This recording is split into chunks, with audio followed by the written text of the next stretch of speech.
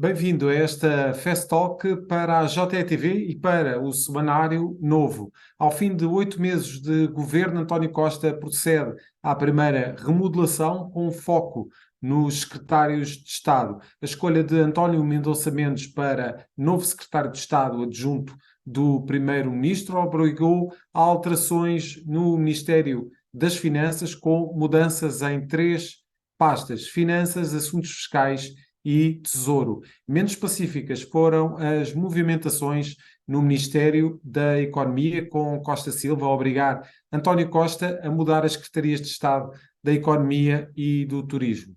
Divergências no IRC obrigaram à saída de João Neves e de Rita Marques.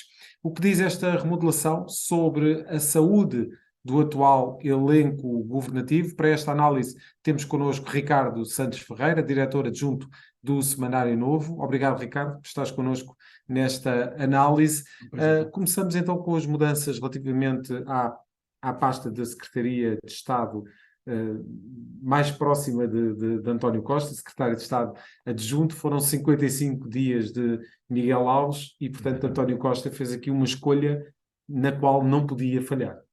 É uma escolha que ainda tem de ser confirmada se vai falhar ou não. É um perfil, o António Mendonça Mendes tem um perfil mais político, apesar da atividade que tem tido desde que está no governo ser eminentemente mais técnica.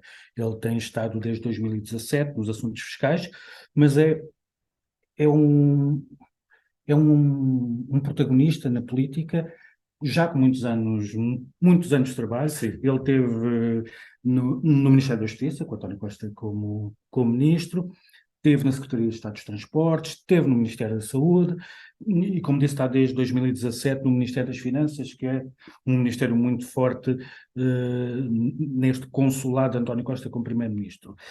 Também é uma pessoa com peso específico no partido.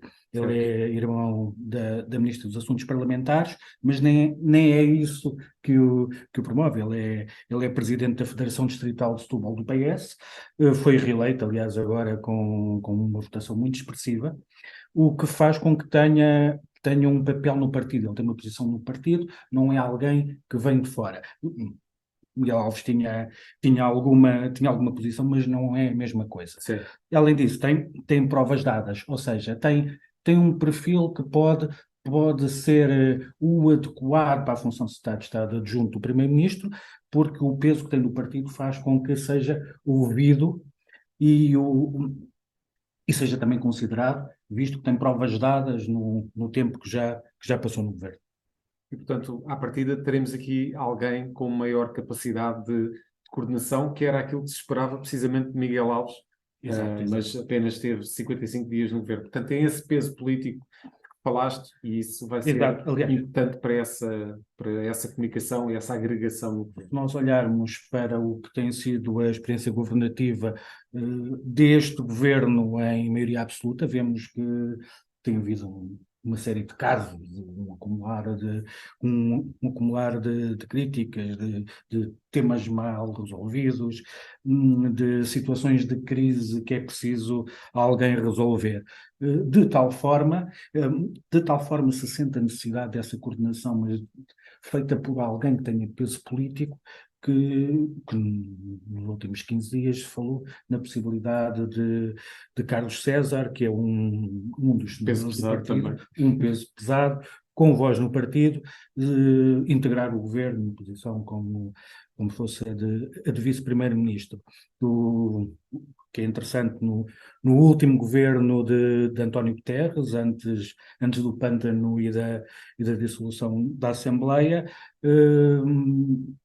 era essa a solução pensada, a integração de uma figura, na altura, na altura Vieira de Almeida, a integração de uma figura numa posição de relevo para garantir coordenação política.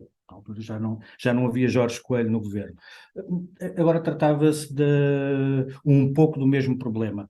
Não há um número dois óbvio, não há no governo ninguém que tenha a estrutura que tem, o peso político, tinha Jorge Coelho na organização política do governo, como acontecia com Se calhar até por Guterres. causa daquela questão de sucessão de António Costa, não é? Temos Exatamente. demasiados sucessores de António Costa potenciais Exatamente, dentro do exatamente. governo e, portanto, António Costa não quer dar esse papel a ninguém. E este é o governo mais político. Este é o governo em que o partido incluiu todos aqueles que são considerados como tendo peso político.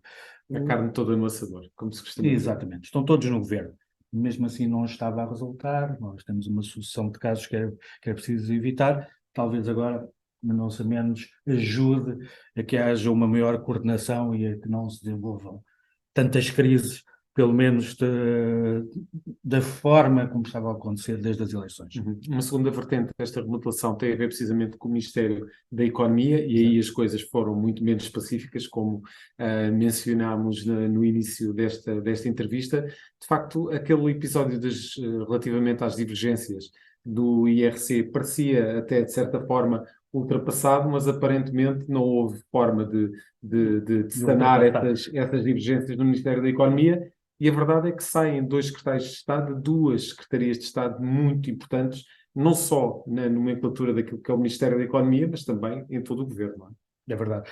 O António Costa Silva no Ministério da Economia foi uma escolha pessoal do Primeiro-Ministro. Foi uma cartada, tem aquele papel que tinham anteriormente os independentes quando se juntavam aos governos, mas João Neves, o secretário de Estado, seria a cola, a manutenção da linha, porque João Neves já vem de trás, ele está no governo, salvo erro, desde 2018. É uma pessoa com muita experiência na administração pública, com muita experiência na área empresarial, e dava ali a ideia de continuidade. Certo. As divergências, pelo que sabemos e como vamos noticiar no sábado, as divergências são mais profundas do que o IRC.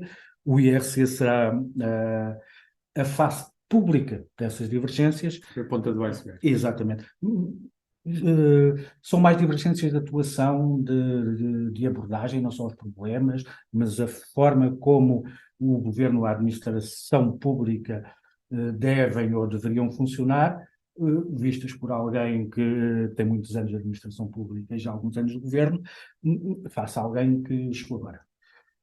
Se nós olharmos para o IRC, podemos ver que não foi só o secretário de Estado da Economia, na altura, que apontou o dedo ao ministro, as associações patronais apontaram o dedo ao ministro a dizer que as declarações extemporâneas sobre a descida do IRC acabaram por criar condições adversas para que se concretizasse, e a solução para o Orçamento de Estado para o próximo ano acabou por ser aquela descida transversal, muito presa a critérios e não uma medida geral de redução do imposto.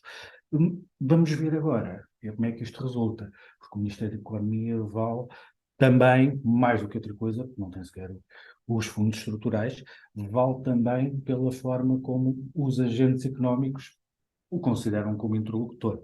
E a prova dos 9 vai ser agora. Vai ser agora. Neste novo Ministério da Economia, como é que os agentes económicos vão olhar e aceitar como a face do governo como interlocutor para as empresas, nomeadamente. Muito bem, vamos continuar atentos precisamente a essa realidade do governo. Obrigado, Ricardo, pela análise neste espaço. Acompanhe estes e outros temas em jornaleconómico.pt, mas também em onovo.pt. Até à próxima.